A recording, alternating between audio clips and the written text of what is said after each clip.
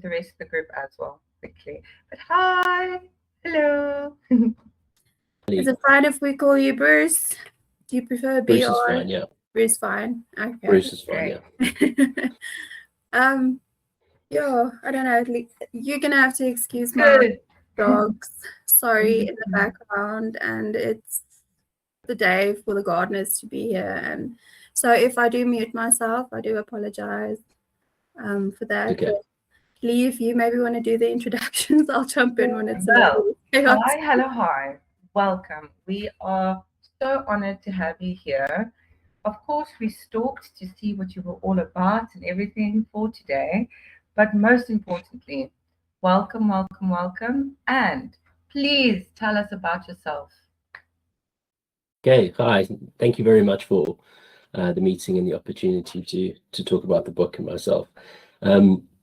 So I write as BR Dexter. I'm a doctor turned author in the last 2 years, and I write coming of age mysteries set in 1990s South Africa, a fictional boarding school called the Prince of Wessex School, which is inspired by my alma mater, but not to the point that it's a copy or supposed to be. And Footsteps of Heroes has been out since the 27th of April, a date I chose on purpose. And I'm working on the second one at the moment, heading that tricky, muddy middle, and wondering if I need to restart, which from the first book I know is completely normal. So time to push through. I grew up in South Africa, in Joburg. Went to school in Joburg, went to university in Joburg. Then moved to the UK 2013, and we've been in the southwest of England since then. Oh, wow. Awesome. Big jump. Yeah. And you also did mention that there was some significance to the date, the release date for Footsteps of Heroes. Do you want to tell us about that maybe? So Footsteps of Heroes set in the weeks leading up to the 1994 democratic elections in South Africa. Something, I mean, as South Africans we all know about, but I was surprised that a lot of the readers, especially sort of slightly younger readers, didn't understand it or was significant. So 27th of April was the day people went to vote. I'd say we, but I was 13 at the time, and I'm sure we were all pretty young. And I wanted it to release on the same day. It's a significant day in the book. It's a significant day in our lives, personally, and in our lives, and in the life of the nation as well. So that's why I chose that one. Yeah, no, because I noticed while researching you and stalking you and things like that, that 1994 is a big one, especially in your book as well. I'm gonna just jump right in. Why? Why 1994? What drew you to 1994? I think that it was probably in my subconscious rather than going, I want to write a book about 1994. If I take you, so a few years ago, we were about a year out of real COVID, but I mean, COVID was still happening in the hospital, so we were still seeing it. And during COVID, I ran a COVID high care unit, and ward and admissions unit. So I was right smack bang in the middle. So when 2022 and 2023 came and everyone was like, oh, COVID's over, it's like, it wasn't really over. So I needed to take some time off work, just to clear my head. And I'm a restless person, so I couldn't sit still. And I'd always threatened to write a book. And I was looking like, what do you write? So, I mean, I've started like 10 other books in my life and never finished them. And I felt like I needed something fresh. And one of the pieces of advice I had was, think about a visceral moment from your life that you could just describe in detail. And the moment I was in Form 1, Standard 6, what do we call it now? Grade 8. We were on a camping trip. I was staying at the top of a waterfall looking to jump off, and all my mates had done it.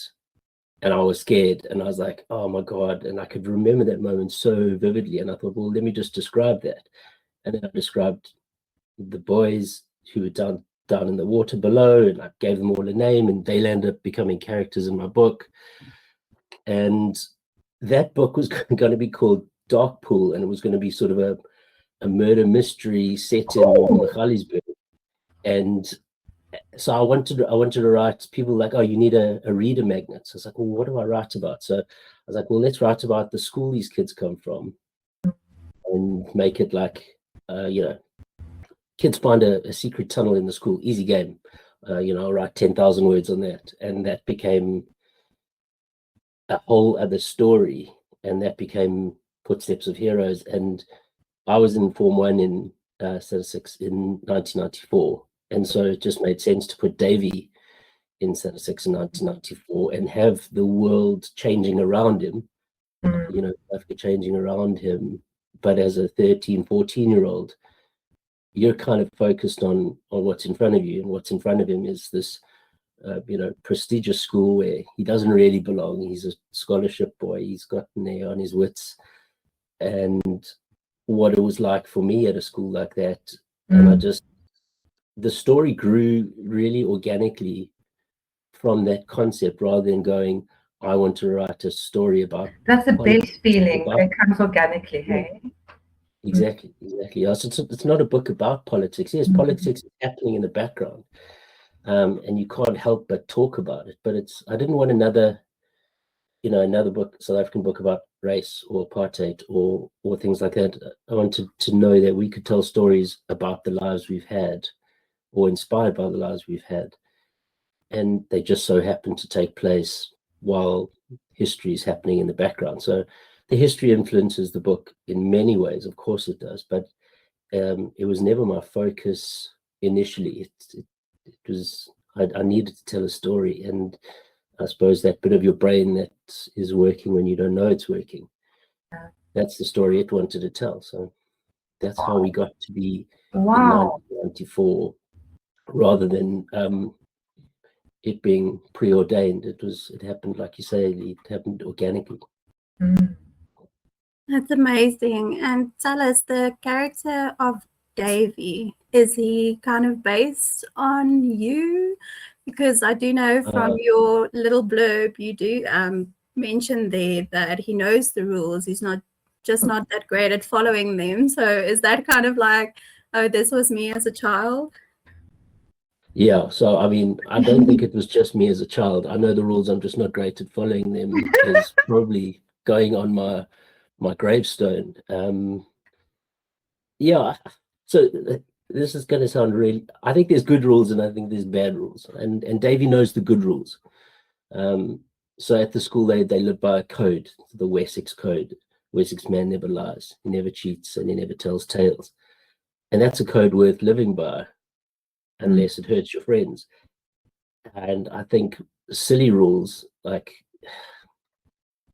the things we're expected to do that are imposed on us by others that don't serve them or us really well, those are the rules Davy's happy to break.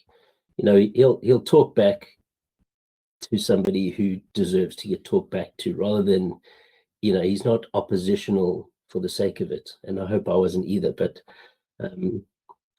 I was never a fan of fake leaders or bad leaders. I was the kid who would, if you had that teacher who was just shouting for the sake of shouting and had no real authority, then I was the wrong kid to have in class. I mean, yes,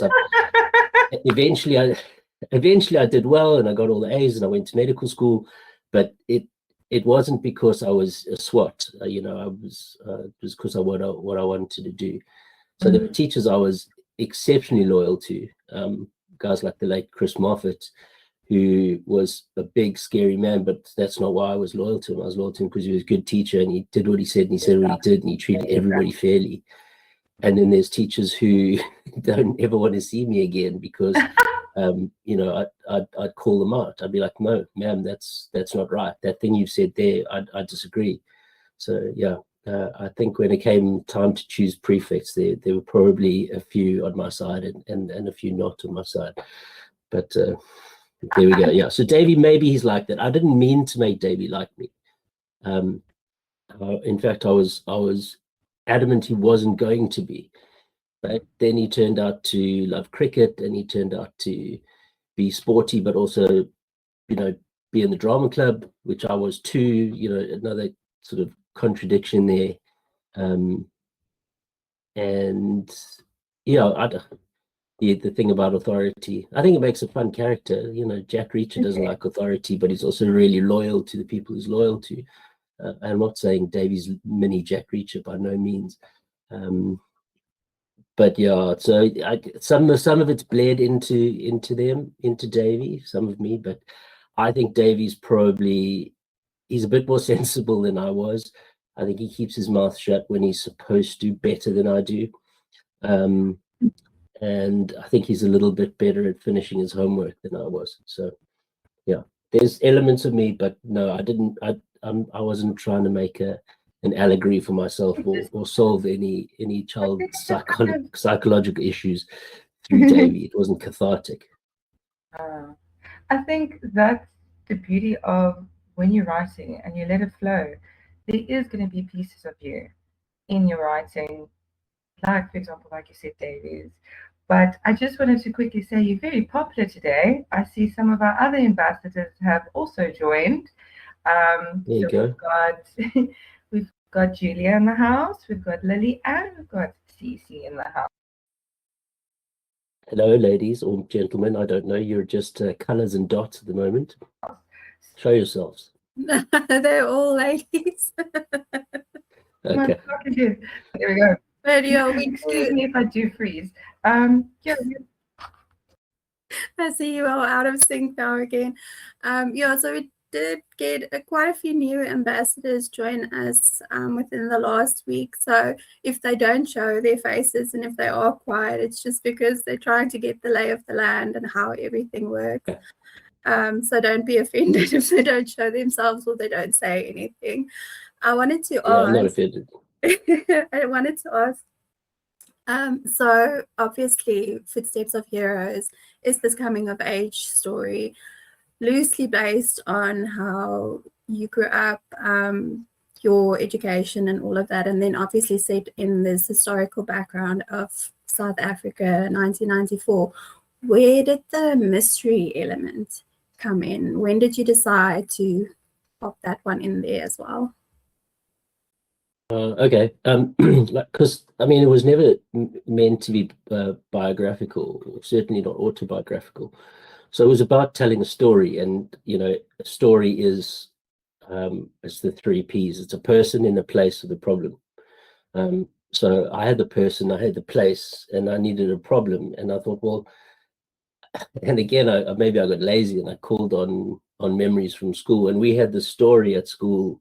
It's an old school, and there's lots of boys love telling a good yarn about ghosts or this or that. Matron's ghost was a favorite of the boarders, and one of the stories was called Shaka's Kraal, and it was a story I was told. I think I was in Form 3. I was at we were doing plays. It was dark, and we were out in the Garden of Remembrance, and this kid, and I don't even remember who it was, but the story stuck with me that there's this tunnel that goes under the school and out under the fields and then down the road towards the girls' school. And you tell a boy that there's a tunnel that goes out towards the girls' school, you're like, this is awesome. And I thought, well, I got to put that tunnel in the story, but if I just put it in the story like that, something's got to happen. So originally I was like, well, I know there's going to be a tunnel, and I know it's going to be important, and I didn't know why. And I was writing, and so I'm very much a discovery writer, which means, so I've tried plotting, and it doesn't survive the second sentence, the plot. So I try not to waste my time with that, even though I was up till 11:30 doing it last night.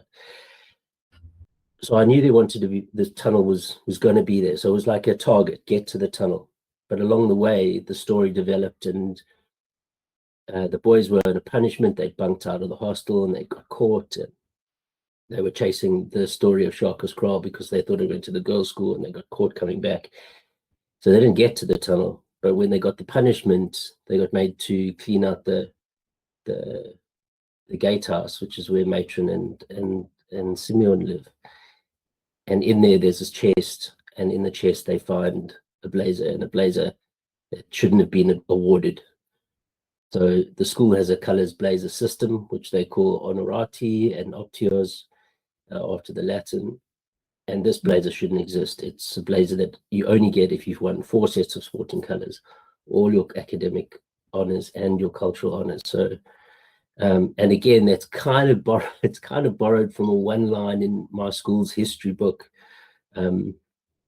which I'm really trying very hard not to name the school, because I know how divisive and polarizing all boys' schools can be to other South Africans. But you know, so in the story in the school history book, they say there's a white blazer. It's only ever won by somebody who wins 4 sets of sporting colors. And I thought, come on, somebody must have done that. So I looked through the old honors rolls, and nobody had done it. And there was this boy who'd won 6 sets of colors, and he'd won 3 sporting colors, 2 different sets of cultural colors and academic colors. And I thought, geez, what a guy! Imagine this guy. Imagine he just went missing. Imagine he was there and he was this golden kid, and then he wasn't there anymore, and nobody wanted to say why. But that's where the mystery came in, because they'd found this blazer, and I thought, well, what if it belongs to this golden boy, and where is he? And that story has just become like a tale at the school, you know, like Matron's ghost, or the Sharker's Crawl, the tale. And then I needed to link him to the tunnels. Sure. And that's how you get a series. Yes. Because it doesn't happen, definitely. doesn't happen I automatically. wanted to just ask, like, this can definitely turn into a series. Would you ever consider that? No, it's in my head. It's a series. I've got 6 books in my head. Do I have full plots for all of them? No. Hence the polite term of discovery writer. But also that time in South Africa is such a great time to mine.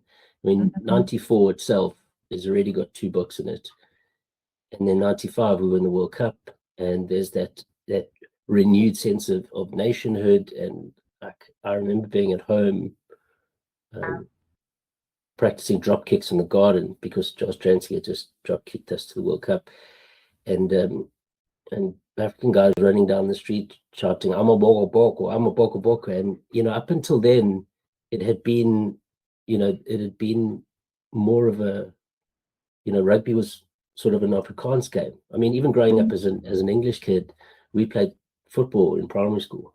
You don't play rugby in primary school. It's, you know, there was this feeling that, oh, that was an Afrikaans game and this is an English game. Very much. And then everything started to change. I mean, the fact that Joel Stransky is an English-speaking South African, is a Jewish guy, and he went to Maritzburg, and you had Chester Williams scoring all the tries against Samoa. And yeah, I just remember that those times, like when the World Cup was on, it was amazing. And the Boks actually came to train at our school before the final. And I remember not meeting them personally, because there were like 1,000 of us clamoring, but just seeing these guys and thinking, wow. And, you know, Joel was practicing drop kicks, and at the time I thought that was awesome, because I played flower, so I was like, sweet, let's watch Joel. So I mean, like, to not mind it in a sort of, it sounds preordained again, yes. but organically, to not think, what a cool time to have been alive. Why not tell some stories about that? And then in 96, you've got the Truth Reconciliation Commission, where so much bad stuff came out. And like, let's be honest, like, as a 14-year-old, or I was 15, 16, and when the TRC came out, like, completely sheltered. Like, we had our press in South Africa was censored, so we wouldn't have seen a lot of it. So the stuff that was coming out of the TRC, I couldn't believe, like, some of the things that were on the TV, and like my dad telling me stories about when he was in the army and the stuff that they saw. And so I think mining that is important, retelling those stories, but through the eyes of a more innocent boy, rather than, you know, he's not going to have the perspective that we might have now, and neither did I at the time. But just hearing them and just understanding where they come from, and maybe they could be reflected in the school. Like, is there something in the school that needs to come out? Is there a truth that needs to be told? So there's a hidden layer and something. Yeah. And then I don't know. The next books are very much ethereal. I have the final scene of the final book in my head, but I guarantee it'll change. Possible, probably several times still, but at least you got the idea there, which yeah. So you mentioned now, obviously you were quite young. The periods that you are writing about, or that you plan to write about in the books, and you mentioned like speaking to your dad and things like that. How much research did you have to go into, or did you do, obviously, to recreate these periods in South African history? So a lot of research. You know, you have your own memories, and those can't be trusted when it comes to telling a historical tale. I mean, yes, Davey can say the things that were my memories, but then he should be, you know, you should be able to contrast with what really happened. So I read a lot about the history of Joburg, because I think the history of the school is tied to the history of Joburg, and gold discovery, and the early claims, and the, you know, going back to the Boer War and the importance of that, and the Jameson Rebellion, and how the British were involved, and why there was the Second World War, and because that all will feed into the mythology of the story. In terms of the facts about 1994, you know, I had to check what the winning majority was. Otherwise, I think I remembered most things pretty accurately. I did make sure I did. But yeah, I went into a lot of the history before 94. So political stuff, what happened in the weeks leading up to the election. I didn't want it to be about the election. I wanted it to be about these boys in a very much in a bubble, but the bubble's being pushed on by the outside world. So learned a lot about Kruger and Barney Bernardo and Cecil Rhodes and Jameson and all of those characters from that era. Yeah, I mean, I grew up. I don't know if you guys remember the show Barney Bernardo show. You do. Yeah, great. I was I love young. that I show. was very, very young, but yes, I do remember bits and pieces. So you bringing that up now, it's like, wow, this is taking me back memory lane. So thank you for that. Yeah, and I mean, he was such an interesting guy. He was tiny. He was about 5'4", 5'3" little guy. Grew up in the East End of London. Jewish kid who was basically like a performer. He was a street performer. Him and his brother, and his brother borrowed and probably stole some money, got to South Africa, and then sent him a note saying, "Come on, like come, we can make this work." And he managed to borrow £30 for the transport and a box of cigars, and he bartered with the box of cigars when he arrived in Cape Town. That's how he got to Kimberley. And when he got there, he had nothing. Like his brother pretty much told him a tale. His brother had nothing when he got there. So they were going to claims after the miners had finished with the claims, like, you know, mined out. And they're like, well, would you mind if we mine what you've mined? And they're like, you'll go for it. Like, it's worth nothing. There's no diamonds there. And that's where the diamonds were. That's the blue ground. That's the kimberlite. That's what Barnardo found. He found that all those other miners were just scratching the surface, and he started digging into the bottom, and that's how he made it. And he's a really interesting guy. I mean, his wife, her surname was Kleiner, and she was second generation out of slavery. So she was a woman of color, which people don't know. Yeah, I mean, I think she was of mixed heritage, but her grandmother was a slave, so she's two generations out of slavery. And I mean, her story is pretty interesting as well. I mean, that whole I mean, I like A Rags to Riches as much as the next guy, and I think Barney Bernards is a good one, because I think a lot of the time he was, you know, you look back at that era and it's hard to go, oh, he was a good guy, because, you know, there's no good guys when we look backwards into history. But he did lots of good things. You know, he tried to broker peace before the Boer War. His miners were often treated, they weren't treated well, don't get me wrong, but he seemed to be of a bad bunch, the more fair. And I think if you look at him through that prism of that time, yeah, you can see that this was an interesting guy, and a guy that knew where he came from. You know, he came from poverty. His family were Russian immigrants to the UK, which is its own history. You did research, Europe, you went in. You went. Yeah, I mean, I like history, and if you get me on a subject I enjoy, I can bore you about it. But yeah, you know what? I feel like I wish you were my history teacher at school, because it would actually be interesting. It would actually be fun. You would do little quizzes with us and everything. Like, okay, now write a short story for me, 1,000 words. That's the kind of teacher I think you would be. Okay.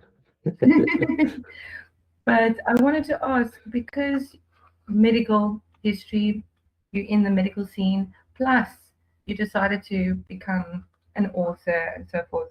Anything in your medical background, do you include it in your writing? I mean, anytime there's injury detail, or, I mean, I don't want to give away a spoiler, but there's Don't give away. There's something which happens to one of the boys in the boarding house, and everything in it is obviously medically accurate, to the point of my editor was like, okay, I don't understand that word. And I was like, okay, we'll look it up. And he's like, no, but your reader's not going to understand it either.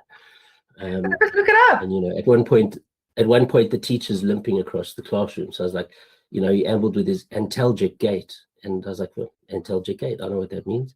And he's like, I don't know what this means. I said, well, like, must I dumb it down for you? He's like, no, but you've got to, you can't knock your reader out of your story. I was like, okay, fine. So anytime there's medical detail, yes, it's important. Yes, it's accurate. And actually, I've helped a few. I say, like, I provide services to writers who want to improve the medical accuracy of these stories, writers and creatives and filmmakers and things. So it's something I want to get right, because if anyone's like, oh, well, this guy who helped me with my story, you know, check his story, and that's not right. But believe me, it's right. It's right to the point of being slightly boring until I changed it. Yeah, but I love that, because I actually saw on your website you do offer that service of doing the medical accuracy for writers, and that you would really love to get into films and TV and things like that. And I also did see on interview you did recently that you were speaking about possibly doing a book about an ex-British Army surgeon, kind of Jack Reacher, like going back to what you said earlier about Jack Reacher now as well. So is that still on the cards, or are you going to focus on the series, the Wessex series first? I mean, I want to write the Wessex series. I want to write the Wessex legacy, because it's in me now. You know, it's the thing I want to get done. But yeah, I do sometimes think, geez, this is, because let's be honest, like, I'm not writing in a genre that's, you know, that gets whale read. You know, I'm not writing dark romantasy, and I'm not disparaging anybody who does, but like dark romantasy, British crime thrillers, you know, those fly off the shelves. So there is sometimes the temptation when you're looking at your Amazon sales to go, this would be a lot easier if I was just writing about. No. So yeah, Teddy Stein, who's my doctor who fights injustice and gets himself in trouble and isn't very good at following the rules. Yeah, like there's a trend coming through with the main character. Yeah. I mean, who likes a rule follower, really? I mean, no. You know, the teachers enjoy you, but boring. Life's boring. boring, so boring. I think there needs to be a little, the rules need to be bent just a little bit. Yeah, Sometimes exactly. even break them. Why not? Maybe make a new rule. Uh, There's usually a saying, always follow your word or stick to your word. Well, the word can change, can't it? We can make a whole new word if we have to. But wow, you are very, very interesting. You intrigue me now. I really, when I saw your blurb and the way that you are talking about your characters, especially Davy, I'm in. I want to know what happens in that tunnel. What happens with the teacher? I want to know. Look up that specific word that you just mentioned as well. Ooh, this is antalgic. exciting. It just Yes, means painful. thank you. It means Thank you for painful. saying it again. It means painful hobbling gait. Antalge from the Latin. I don't know the Latin, but anyway. But yeah, I Antalge. think to also add on to what Lee is saying, like, yeah, you are quite a fascinating person, fascinating character in terms of the background that you have, obviously with medicine, moving from South Africa to the UK, back again, the boys' school kind of background as well. As you mentioned with the rugby and the Rugby World Cup in 1995. But I also do see that you have a passion for wine and winemaking, Guy, very close to my heart, I have to say. In what regards, specifically with the winemaking, what is your passion there? Do you actually practice winemaking, or is it something that you're just really interested in? Connoisseur. Mm. So, yeah, I like wine. I mean, if somebody asked me tea or coffee, I'd say wine. Yeah, I mean, my dad liked wine growing up. Not a lot, but he'd like smell this. What do you smell? And Nice. he always made the complicated simple, which is what I tried to do. So at university, my mates and I ran the Wits Wine Society, and I think like people often avoided coming because they're like, oh, wine, it's a snobby, and so we try to make the wine tastings simple. So none of those silly words, just like, what do you smell? Like, and that's the right answer. Whatever you smell is what you taste. I think what I like about wine is you can't make it twice the same. And if you can, then you're cheating. Like, it's a reflection of a place and the time and the land. I mean, the word terroir, like, it literally means land, but when you say it in winemaking terms, it means, what the weather was like that year, what the winds were like, what the winemaker did that reflects the place. And then there's the winemaker skill, what barrels you're putting in, when you're doing it, are you naturally fermenting, are you using alternative yeast, what's your time on the skins. So I like the precision that goes into making something that's so Time consuming in the best ethereal, way. like something you can never replicate, but it's so meticulous. And wine made well, I think, is an art form, and it reflects the land and that peaceful, nuggety feeling you get from growing something and then making something with it. I mean, like yesterday, I made a pesto out of some carrot tops we had and some coriander we'd grown in the garden, but it's like, those are hours, that you grow something, you make it. I made this. Yeah. In Yiddish, you call it a nachas, the nachas feeling. It's like a good nachas. Or is that Hebrew? I don't know. That word. I'll ask my wife. But yeah, so I call it nugget. It's a nugget feeling. So wine, yes. So I'd like wine growing up, wine society at university, and halfway through medical school, I was like, no, I don't want to be a doctor anymore. I want to be a winemaker. This is what I want to do with my life. Let's move. Let's go to France. Let's buy some land. Let's do this, or let's go to Spain. Or at the time we were leaving the UK, leaving South Africa. So, but yeah, if I win the lottery tomorrow, that's what I do. I'd buy a wine farm. 100%. I can definitely hear that. I'd buy one from. I'd make one. I mean, I did once make a vintage. So, well, bloody hell, it's a long story. How much time do we have? Not even talking about the book here. We're talking about winemaking. Okay, it's all about you. Okay, so I wanted to be a winemaker. So at school, I'd make my own really bad wine. We had a lemon tree, and like lemons is not delicious, right? No. Can you imagine what lemon wine is like? It's horrendous. Disgusting. But I took it to a party, and all my friends enjoyed it. So then I found some mulberries. But now mulberry wine that's lekker. Mulberry wine is good. And when I was in the UK, obviously the fruits are slightly harder to come by. I started making beer, so I got the beer making kits, and I got so into it that I bought a brewer's license, and I founded a brewery. And my dad's got a big double garage. They're just up the road from us in the UK. They're just in the next village, and I got the brewer's license, got all the kits, all the grains, started making this and that, and slow fermentations and anything you like making the best beer I could drink for myself, thinking, I'm going to do this and leave medicine. And then when I did the maths, I would have to brew for 47 hours a day, and there's only 24, so I couldn't.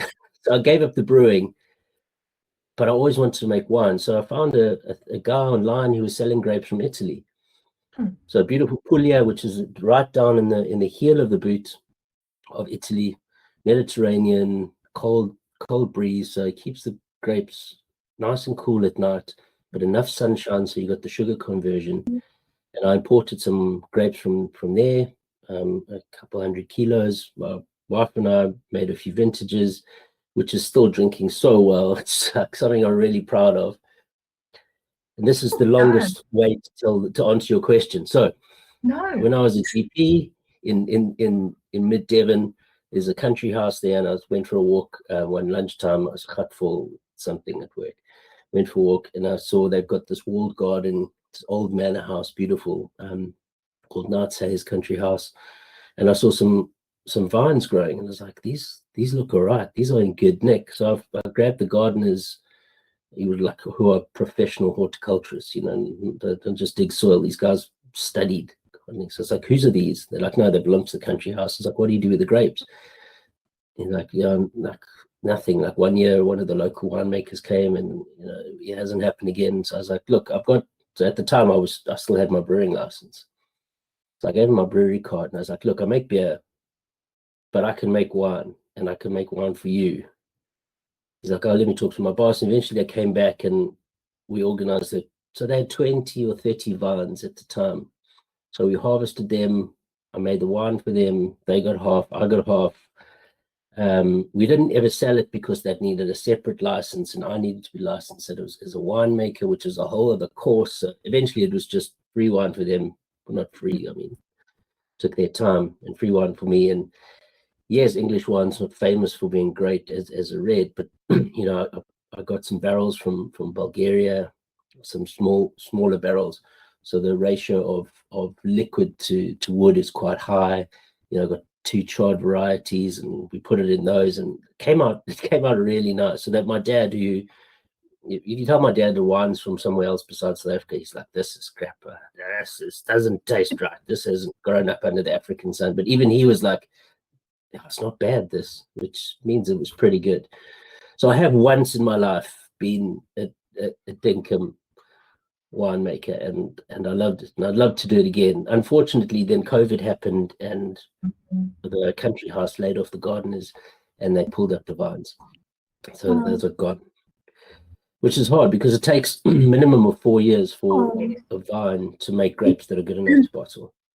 So it's not a hobby that you start overnight. But still in the back of my mind, that's... No, listen, I have to say, like, listening to this now and just watching Lee's facial expressions throughout it all, it's like, it's fascinating. And you were saying now that you were considering leaving medicine to go into brewing, and how it's like, I'm just sitting here thinking to myself, how the hell do you get through everything that you do? I mean, you were in medicine, you're writing now, you have a full-time family, you were doing the brewing, you were making wine, you like doing all of this like where do you find the time? When do you find the time? Like Please tell us, where do you find the time? Yeah, it sounds amazing. Oh, and I do want to ask you about your kids as well, because I know I think I got two. Are they boys, girls? I got two. I got one boy and one girl. I don't. So one of my rules for this is like I don't mention their names, and I don't put their faces on social media. So I'm super private about my family. They're great kids. They are. I mean, if I've got a lot of energy, my son puts me in the shade. Like he's certainly got all the energy from my side. Very like bright boy. Like loves. I don't think he loves reading. He likes stories, which I think is more important for kids to realize. Like if you say, "Oh, do you like reading?" Like, no, the answer is no. But if you teach them that you like stories, then they're off to the races. Yeah. So we're listening on. I don't know if it's a device you got in SAIAA called the Yoto. It's like a little radio thing, and you stick these cards in, and the cards tell a story. So we're listening to the BFG now, Roald Dahl, which I never read as a kid, and I'm really enjoying. So like halfway through, he'll be asking me a question. I'll be like, shh, hold on, just rewind it there. I didn't hear that bit. It's written so well. It's just brilliant. I know Roald Dahl's not very popular at the moment, but you know what? They wrote a story. He wrote a great story. Yeah, I'm not touching writers' politics and all right, I think I keep trying to hide the bottom of my cup. This was a gift from when I left GP. One of the receptionists was a good buddy, and so it says "Have a good day." But if you tilt it up, if you didn't say anything, I would not have noticed. I would have noticed. No. Okay. Anyway, now you know. So I don't know if that answers your winemaking question. Oh, I think I talked about winemaking for a long time, but yeah, the feeling of walking through vineyards and thinking the soil gave me this, and it's my job to make the best thing out of it I can. Something that tastes nice, that brings people together, that goes with food. Yeah, what's not to like? I mean, yes, I can't imagine how hard the life is.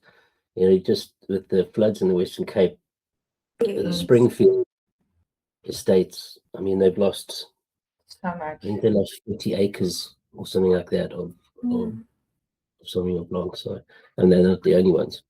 Yeah. On the wine note, just before moving on, what is your favorite wine? Drinking wine?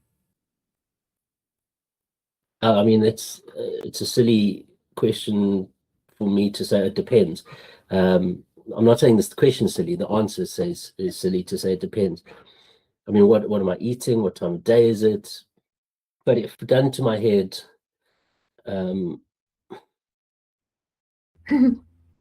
probably a Kevin Arnold Shiraz. Kevin Arnold's the winemaker at Waterford, and he makes. I don't know how often he's made them anymore because I'm not in SA and you can't get the wine here. But Kevin Arnold Shiraz. So I've got a bottle of 2003, which by everybody's reckoning is South Africa's best year in the cupboard. And when I sell 1 million copies, I'll drink it. Otherwise, I'll just get bored and drink it one day. But yeah, Kevin Arnold Shiraz, that's my favorite. I like it. I like a red wine that's got some cojones, but doesn't leave your teeth feeling like they need to be brushed. something that's well worked, that's complex. And much to my father's chagrin, I even like. There's even some French wines I enjoy, French and Italian wines, which I've had, which are spectacular. There's a Bordeaux, a red Bordeaux, Nuit Saint Georges is the area that I think is the nicest wine I've had outside of the Kevin Arnold Shiraz. But that's a good sort of 70-80 pounds a bottle, so it's not something. Well, that above our pay grade, I would say. Yeah. So yeah, we sell lots of books for that. We've been talking about a lot of other things. I think maybe to get back to writing, And I know, I think you did mention, well, did we ask how you even got into writing in the How first did you even get into write? That's what I want to know next, because you're in the medical industry, and I'm sure, as you've mentioned, you use a lot of your medical history with being very specific, very graphic, I hope. I really hope you get graphic. It's a I little love the bit. medical industry. So um, that interests you right now. I forgot what I wanted to ask. I'm sorry, I not get sorry. into writing from medicine. Yes, writing. There we go. How? Okay. I mean, my best subject at school was English by a long way. It wasn't maths or science, and yes, I landed up in medicine, but it wasn't those. Like I loved English. It was my best subject. The guy who taught us English in high school was a professor of Shakespearean literature.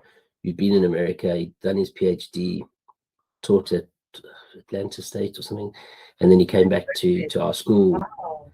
and he brought a love. I mean, I was always a reader. Like I've loved books since I was a kid, and I suppose it was a natural progression. He tried to get us into writing, like he made us keep a journal, which then felt like homework. But we had an art teacher who didn't like me. I wasn't good at art. She didn't like me at all, and we had to write a piece. This piece of poetry about colors. I mean, how wank is that? Can I say that? I don't know what now. I don't know what our E rating is. So I wrote this poetry, and she hated me, so she made me stand up in the class and read it out. And she was like, "Yeah, that's not good." And I was like, "Yeah, I know." So I went away and I wrote it again, and I wrote something I was pretty proud of. And then I stood up in class without her asking and read it, and it was good. And I thought, well, I quite like this. So I already liked English. I was already doing plays and reading Shakespeare for fun, and reading loads of books. And so I started writing poetry, not in a sort of lovey-dovey way, like A rugby boy that has T.S. a heart. I love it.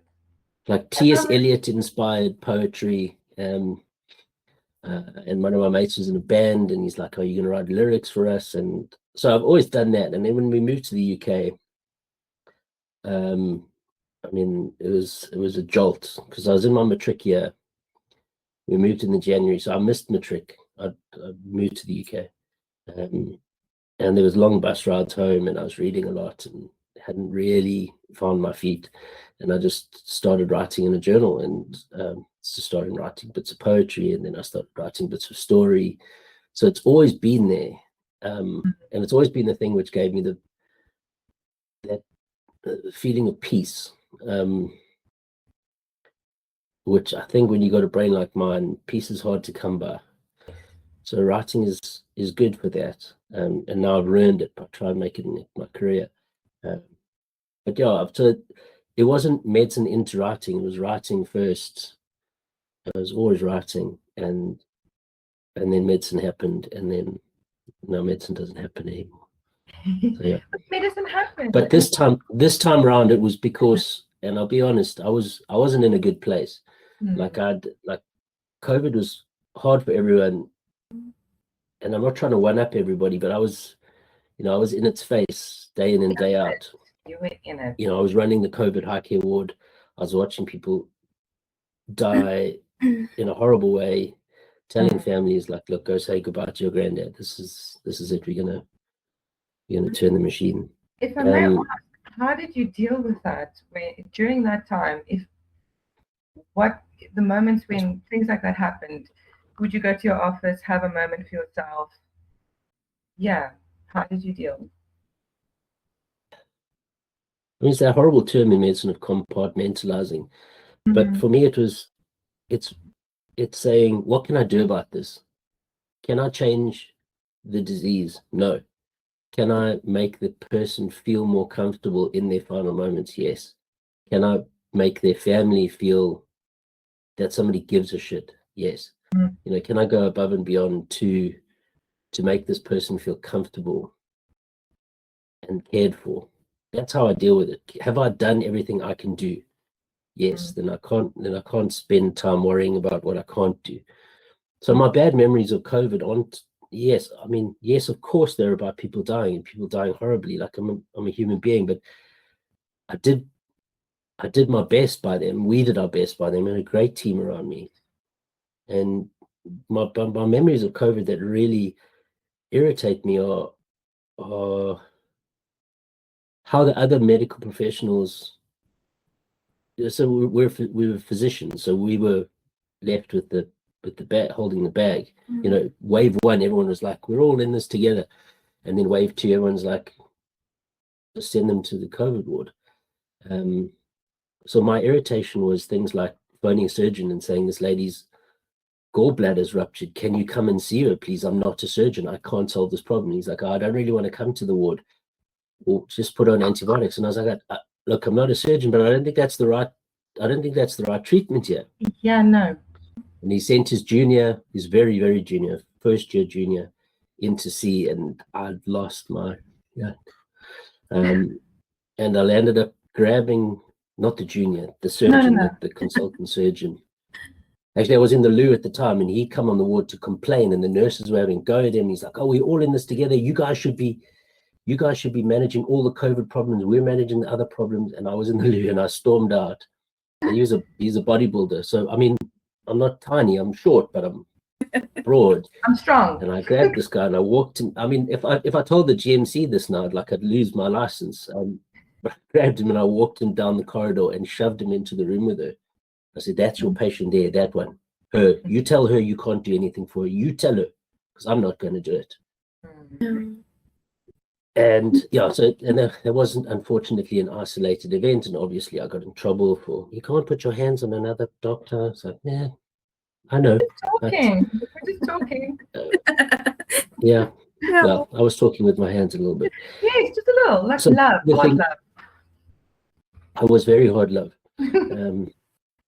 So seeing how people were cowards that shouldn't have been cowards, and I don't mean my staff, and I don't mean our patients, I mean the other people around, and then how the government managed it in the UK. And I was outside one night and I could overhear my neighbors, and the guy was talking, he's like, "We should have just let them all die. I mean, come on, my dad was in his 70s. I'll just tell him, all your time's up, pops." And I had to stop myself from climbing over the fence and saying, "Yeah, every Thursday night you come out and have a little clap for the NHS, but that's what you really think. You think this is an inconvenience."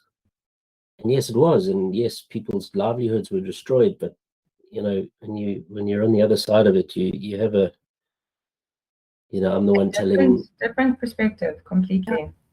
I was the one telling the grandkids. I think my worst day was three separate families calling them in to say, "Let's go say goodbye." I mean, and that gets rough, because when you feel like you're doing your best and you're not getting help, that's the bitterness, That's the bit which sat. And I think that's the bit which ultimately meant I'd had enough, because I kept giving everything of myself, and a few of my colleagues were doing exactly the same. And yeah, I don't know. You feel you're in a better place now? Then you've had time to heal, obviously. You've been writing and so forth. And you probably look back at that time. Just by the way, well done. I'm sure we can all say the same. We commend you. You're amazing. You're one of the few doctors out there that actually give a shit. So thank you. I mean, I think lots of doctors give a shit. I just I know. I think it's an erosive profession. But yeah, thank you very much. Yeah, I think I am in a better place. Obviously, like when I start talking about that time with that surgeon, like my blood riles, and I want to get in the car and drive up the highway and go find him again. I'll put that in a book. Maybe Teddy can do that. Teddy's staying with the army book. We can go do that. So yeah, I'm in a better place personally. I think there's a lot of guilt which comes with leaving medicine. Because I worked damn hard. Like I said, I wasn't an A student. I was a C student, a D student, and I failed my A levels when I went to the UK twice. And then I had to go back to school at 21 go back to matric at 21, because they said, oh no, your A levels and your standard 9 don't go together and make university. I said, well, what must I do? They're like, well, you must do matric. I was like, I'm 21 years old. They're like, yeah, you must do matric. So I went back to school at 21. Not my school, obviously. I wouldn't take it 21, but to like a college. Did my matric, did pretty well, not well enough. Got into a BSc, did okay, not well enough. Did law. Then from law school, got into med school, and yeah, so it took me 7 applications to get into med school. So it meant a lot. So I mean, I left a lot of skin on the turf there. So leaving wasn't easy. It wasn't like, fuck this, I'm out. No, you're I'm allowed out of to here. Be yourself. Good, you coming out of your It needs to come with an explicit warning. So yeah, there's guilt because and like, God bless my parents who helped me through medical school financially, and you think, it's like I'm 45 years old and now I'm starting again. There's guilt about that, and you should be a bigger success, and like, look at all this training I've had, and I could be out there saving lives, but Yeah, but I mean, in the end, the life I needed to save was your mine. Your own, babe. Your own. That's So yeah, it. Like your mental health also matters. And yeah, which was a wreck. I mean, I was living on adrenaline and fuck you, like, yes, exactly. That is, and you can't live on that the whole time. It's not normal. It's not normal. So no, you certainly can't be a nice dad, you can't be a nice husband doing that. I was very removed. Yeah. And the kids were little. Like my son was born in January 2020, so he was born into lockdown. Yeah. And then my daughter was born in 2023, and that was kind of when the wheels were falling off for me. Mm-hmm. When everybody's getting back to normal, and I'm like, but there's no normal. There's no, This isn't normal. This is, and now you're asking us to do more with less. So yeah. Anyway. God, yeah. Sorry, no, as you did mention a little bit earlier that you made the mistake of deciding to go into writing from medicine. Do you still feel like it is a mistake? I don't think you have published your debut. You have this plan for the series. If you consider your mental health, your family, and all of that, do you still think it's a mistake that you moved out of medicine? No, I'm sorry if I said it was a mistake. The writing wasn't. I was probably being flippant. Like, I'm happy to be writing. I think it's great. But I do have guilt about medicine. But no, I don't think it's a mistake. I just don't know how to sell more books. Yeah. It's like, passion gets you so far, but I don't think it applies to marketing in the way that I hope it does. So that's what I mean. I love it. It's fun, and talking to people about it is great. Writing is great, and while I might mourn medicine or grief medicine, it's a part that I'm ultimately proud of. What we did was good, so I'm proud of being an author. I'm proud that I was a doctor. Yeah, no regrets. I love your vulnerability. Thank you for your vulnerability and being so open and honest and speaking about this, because you have no idea. These interviews do something for other creatives, not just authors, but other people as well. That they're going to hear your story and they're going to be like, I can start over and I can do this. I definitely know I've been inspired today. I love these interviews. Just you. Thank you. Really. Thank you for showing that you can start over as many times as you want and you can make it succeed. You're a winemaker. Hello? Hello? Just once. No one needs to know that. Own it. Yeah. So obviously you have Footsteps of Heroes that is out now. I know you are working on book 2 as well. Any projections for when that one will be released? Or hopes? I set myself a tentative / stupid goal of being finished by the 1st November, as in draft 1, done, read through, go to the editor. But I sat down last night and wrote down all the scenes I've got, and the sort of, like in book 1, the tunnels was that sort of that I needed to get to. Not because it was the climax, but because it was the route along the way, the midpoints. And I'm the scenes I've got at the moment are not heading towards my midpoint very well. Now, either I follow the story and see where it takes me, or I try and crowbar my midpoint in. I think what I'll do is I'll listen to the story and see what happens. I'm hoping I need to have it out by next year, 10th of May. Okay. You know why? Why? Tell us why. 10th of May is 10th of May 1994 is when Mandela gave his inauguration speech. Nice. I love that you're thinking about these historical dates as well and the significance with your stories. That is amazing. You're my history teacher. Yeah, I see we've got like little clocks and stuff going off here about the time. Is it going to kick us out, or can we just talk? I don't know. Yeah, I don't think it's going to kick us out. I don't know. It won't kick us out. So let us round off, because we have been in this for about an hour, and we can go on talking for another 2, because the way that your knowledge behind so many things, and also the way you tell a story. Please start a podcast as well. Why not? Just start one and then just talk about everything that you know. Yeah. I mean, don't get me wrong. I wanted to, but like, I don't do half measures very well. Like, I'll learn how to make beer. No, I need to get a brewer's license. I need to set up a brewery. I need so podcast is going to be like, let me go get the best camera in there. But I think, for the listeners still here, listening, where can they find your books? Please, yes.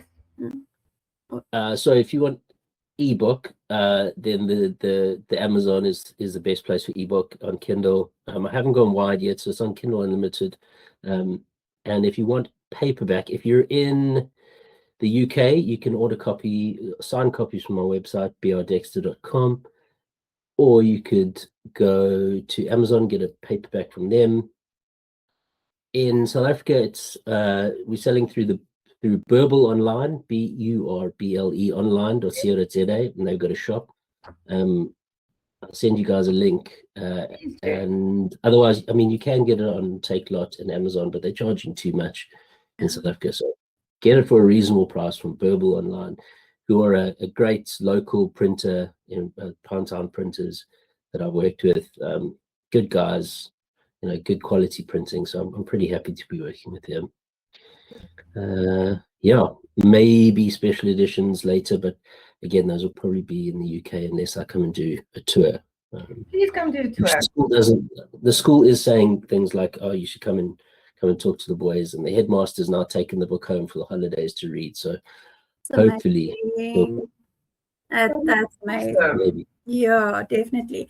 And you must get in touch with the local book hive as well. See if you can get the book on there. For South African readers as well. But this was really amazing, Bruce. Thank you so much for your time and everything. Yeah. Okay. Well, thanks very much, guys. I enjoyed it. Appreciate your time. Thank you. And hopefully we will have you on again soon when the next book comes out. Yeah, that'll be good. Okay. Thank you, and goodbye. Bye. Bye-bye.